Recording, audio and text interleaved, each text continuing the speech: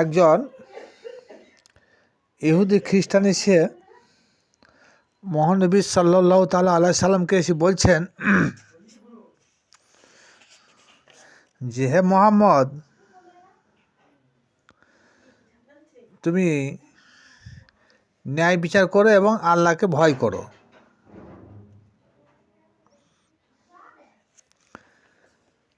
তো আল্লাহ নবী পাক সাল্লাল্লাহু তাআলা আলাইহি সাল্লাম কথাটা শোনার পর ওনার মনটা একটু খারাপ হলো। তিনি বললেন যে, মহান আল্লাহ পাক রব্বুল আলামিন পৃথিবীর জমিনে আমাকে পাঠিয়েছেন ন্যায় বিচার করার জন্যে। আর আমি যদি আল্লাহকে ভয় না করবো তা কে ভয় করবে?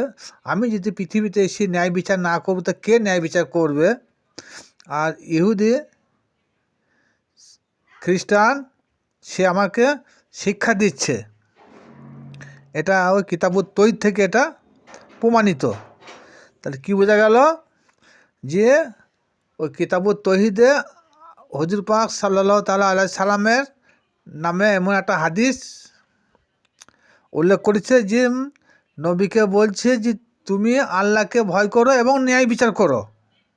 কারণটা কি জানেন? হুজুর পাক সাল্লাল্লাহু তাআলা আলাইহি সাল্লাম সেই সময় বাইতুল মাল বিতরণ করছিলেন। আর বিতরণ করার পর একজন ইহুদি খ্রিস্টান এসে বলছে যে, হে মোহাম্মদ, তুমি আল্লাহকে ভয় করো এবং ন্যায় বিচার করো। তার পরিপ্রেক্ষিতে আল্লাহ রসুল এই কথাটা বলেছিলেন যে, আমি মোহাম্মদ যদি আল্লাহকে ভয় না করব, আমি মোহাম্মদ যদি ন্যায় বিচার না করব, তা পৃথিবীর জমিনে কে ন্যায় বিচার করতে পারে? এই কথার পরিপ্রেক্ষিতে সাহাবীরা কিন্তু রাগান্বিত হয়ে গিয়েছিলেন এবং সঙ্গে সঙ্গে সিদ্ধান্ত নিলেন যে এর মাথাটা কেটে দেওয়া হোক। হুজুর পাক সাল্লাল্লাহু তাআলা আলাইহি সাল্লাম কী বলেছিলেন সেই দিন? বুঝি না, একে তোমরা হত্যা করিও না, কারণ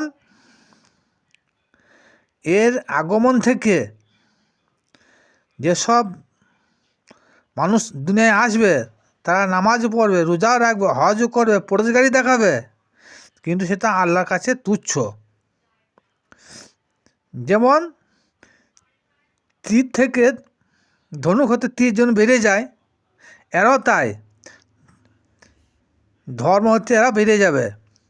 মহানবীর কথাটি আসল বিষয়টা হলো মূলকে বাদ দিয়ে কেবলমাত্র আনুষ্ঠানিকতার প্রতি অতিরিক্ত আসক্তি এদেরকে জড় পদার্থের পরিণত করে। তাই কী বোঝা গেল এখান থেকে? যে একজন ইহুদি খ্রিস্টান সে হুজুর পাক সাল্লাল্লাহু তাআলা আলাইহি সাল্লামকে শিক্ষা দিচ্ছে এবং এটা হাদিসে উল্লেখ আছে। তাহলে এরা এই যে বইটা লিখেছেন, এরা কি প্রকৃতপক্ষে নবীর আশেক? কখনো না। যারা প্রকৃতপক্ষে নবীর আশেক হবে তারা এই ধরনের বার্তা, এই ধরনের হাদিস তারা কোট করতে পারে না। এরাই সেই লোক, এরাই সেই নামাজি, সেই হাজি, সেই রোজাদার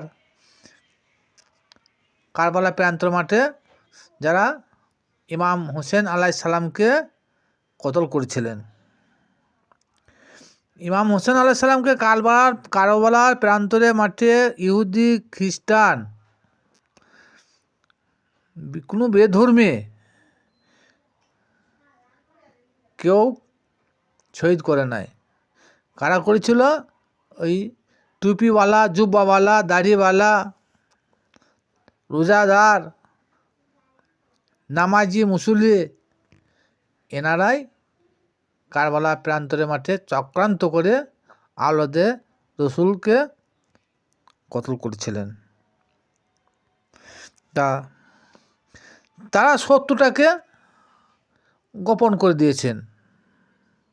তাই এখন কোন যুগ এটা? এই যুগে তো সত্য তো বিলুপ্ত হতেই হবে। হুজুর পাক সাল্লাল্লাহু তাআলা আলাইহি সাল্লামের জামানায় প্রকৃতপক্ষে যারা নবীর হাতে হাত দিয়ে বায়াত গ্রহণ করেছেন, নবীর সঙ্গে ওঠা বসা করেছেন, অথচ নবীর সাহাবী নামে পরিচিত কিন্তু সেই সাহাবীরাই তিনার দরিদ্রদ্বয়কে কতল করতে, শহীদ করতে দ্বিধাবোধ করেন নাই। এরা কেমন নামাজি, এরা কেমন রোজাদার, এরা কেমন মুসলমান। আওলাদের রসুলের প্রতি যাদের অন্তর কাঁদে না, মন কাঁদে না, যাদের মহব্বত হয় না, তাদের নামাজ, রোজা, হজ, জাকাত, কলমা কোনো কিছুই আল্লাহ দরবারে গ্রহণযোগ্য হবে না। তাহলে সেই সব লোকরা, নামাজি, রোজাদার, মুসলিম লোকরা তিনার দরিদ্রদ্বয়কে নৃশংসভাবে বড় ইমামকে বিষ পান করিয়েছেন এবং ছোট ইমামকে কারবালা প্রান্তর মাঠে তার মাথা কেটে নিয়েছেন। কিসের জন্যে? স্বার্থের জন্যে, গদির জন্যে। আমিত্ব বিসর্জন দিতে পারে নাই। নামাজ পড়েছে, হজ করেছে, জাকাত দিয়েছে, কিন্তু আমিত্ব বিসর্জন দিতে পারে নাই। আমিত্বকে বাজাই করার জন্যে আওলাদের রসুলকে নৃশংসভাবে তারা খুন করেছে।